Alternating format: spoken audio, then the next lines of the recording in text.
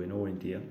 Mi nombre es Oscar Gabriel Cinegas López, soy estudiante del SENA y actualmente estoy cursando el curso de complementación de asesoría al consumidor financiero. El día de hoy quiero hablar sobre un tema que es fundamental para la estabilidad del sistema financiero, como lo son los riesgos financieros. Y más específicamente nos vamos a enfocar en dos de los más importantes, que son el riesgo de crédito y el riesgo operativo. Además, revisaremos cómo este tipo de riesgos deben ser gestionados según la normatividad vigente en Colombia y analizaremos un caso práctico para entender mejor cómo puede surgir y cómo se pueden prevenir. Primero que nada, es importante saber qué es el riesgo financiero. Y para tenerlo claro, en términos sencillos, se trata de la posibilidad de que una entidad sufra pérdidas económicas como resultado de diferentes eventos, ya sean internos o externos. Estos riesgos pueden afectar la rentabilidad, la solvencia y en los peores casos la supervivencia de una institución financiera. Por eso todas las entidades financieras están obligadas a tener sistemas sólidos para identificar, evaluar y mitigar ese tipo de riesgos. Tenemos diferentes tipos de riesgos financieros y los podemos clasificar en varios tipos, como lo son el riesgo de crédito, que suele ser el más común y se presenta simplemente cuando un cliente, ya sea una persona, una empresa o cualquier entidad, no paga el dinero pactado. También tenemos el riesgo operativo, que tiene que ver con fallas internas, puede ser errores humanos, problemas, procesos, fallos tecnológicos, entre otros. Tenemos el riesgo de mercado, que se refiere a pérdidas causadas por cambios en las variables económicas como tasas de interés, el tipo de cambio o simplemente los precios en el mercado. Tenemos el riesgo de liquidez, que ocurre cuando una entidad no puede cumplir con sus compromisos financieros porque no tiene disponibilidad de dinero en el momento. Y también tenemos el riesgo legal, que se relaciona con sanciones, multas o demandas debido al incumplimiento de leyes o normativas. Todos estos riesgos deben gestionarse correctamente, pero hoy nos vamos a enfocar principalmente en los dos primeros, el de crédito y el operativo.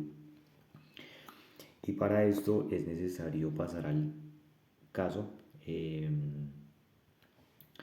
que es un caso en el que nos vamos a imaginar que en una empresa del sector agrícola solicitan un préstamo a una entidad financiera. Esta empresa pasa por una buena racha, pero sus estados financieros no son tan sólidos como parecen. El asesor de crédito no realiza un análisis profundo de la situación financiera de la empresa ni de los riesgos asociados al sector agrícola. Tampoco se verifica sobre su fondo ni su historial crediticio. El préstamo se aprueba rápidamente y al principio la empresa cumple con los pagos. Sin embargo, unos meses después, el mercado agrícola sufre una caída y la empresa empieza a incumplir sus obligaciones. La entidad financiera comienza a tener pérdidas por falta de pago. Y además se descubre que internamente hubo fallas en los procesos de evaluación de crédito. Este ejemplo muestra cómo un mal manejo de riesgo de crédito y de riesgo operativo puede generar consecuencias graves. Haciendo el análisis de este caso, podemos analizar, como ya lo habíamos dicho anteriormente, los dos tipos de riesgo, tanto el riesgo en primer lugar de crédito como el riesgo operativo. Hablando primero del riesgo de crédito, este implica que una persona o empresa no cumpla con el pago de las obligaciones financieras que se habían pactado desde un principio. Y para evitarlo, los bancos y entidades financieras deben seguir protocolos muy estrictos para evaluar a sus clientes antes de aceptar cualquier crédito o cualquier préstamo eh, de este tipo. En Colombia, la Superintendencia Financiera, a través de la Circular Básica Contable y Financiera, establece los lineamientos de entidades que deben cumplir. Por ejemplo, analizar el historial crediticio del cliente, evaluar su capacidad de pago real, tener en cuenta las condiciones del sector económico donde opera el cliente, establecer políticas de aprobación claras y controles internos. Y en el caso práctico, este análisis, en este caso que acabamos de ver, este análisis no se hizo correctamente y por eso el banco asumió un riesgo muy alto sin estar preparado. Luego pasamos al riesgo operativo, que puede no ser tan visible comúnmente, pero es igual de importante en este caso.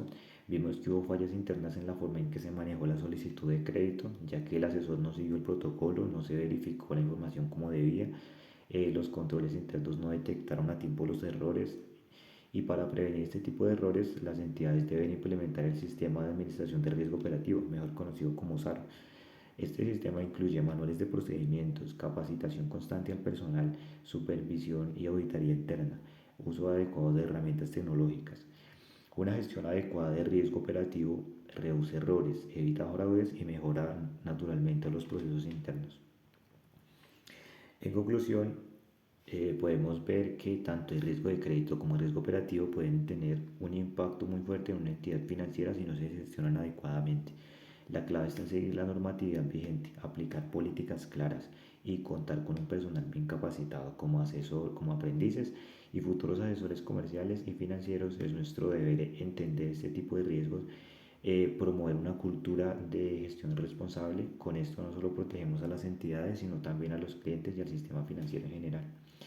Este tipo en el caso de que acabamos de ver, solamente estamos analizando dos de estos tipos de riesgo, pero como vimos también anteriormente, podemos encontrar 5 tipos de riesgo que igual cada uno tiene situaciones bastante complejas que si no se controlan a tiempo o no se toman las debidas precauciones puede terminar en una situación bastante grave.